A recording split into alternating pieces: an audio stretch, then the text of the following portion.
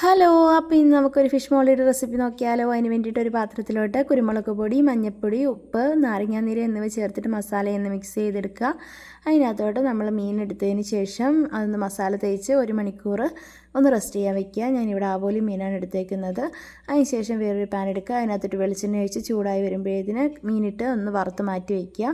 അതിന് ശേഷം ആ എണ്ണയിലോട്ട് തന്നെ ഗ്രാമ്പൂ, ഏലക്ക, കറുവാപ്പട്ട, ഇഞ്ചി വെളുത്തുള്ളി ചതച്ചത്, പച്ചമുളക് എന്നിവ ഇട്ടിട്ട് ഒന്ന് ജസ്റ്റ് ചൂടാക്കുക.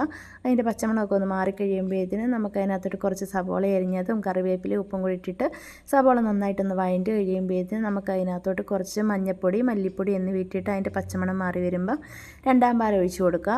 എന്നിട്ടൊന്ന് അതിനകത്തോട്ട് മീൻ ഇട്ട് കൊടുക്കുക, വറുത്ത് വെച്ചിരിക്കുന്നത്. എന്നിട്ട് തക്കാളിയും കൂടെ വട്ടത്തിൽ അരിഞ്ഞതും കൂടി ഇട്ട് കൊടുത്ത് ഒന്ന് മൂടി വെച്ച് നല്ല രീതിയിലൊന്ന് വേവിക്കുക. വെന്ത് കഴിയുമ്പോഴത്തേനും 1-ാം പാലും കൂടെ ഒഴിച്ചെടുത്താൽ നമ്മുടെ റെസിപ്പി റെഡി ആയിട്ടുണ്ട്. അപ്പോൾ എല്ലാവരും ട്രൈ ചെയ്ത് നോക്കണേ. എൻ്റെ വീഡിയോസൊക്കെ ഇഷ്ടമായി സബ്സ്ക്രൈബ് ചെയ്യാൻ മറക്കല്ലേ. ടാറ്റാ.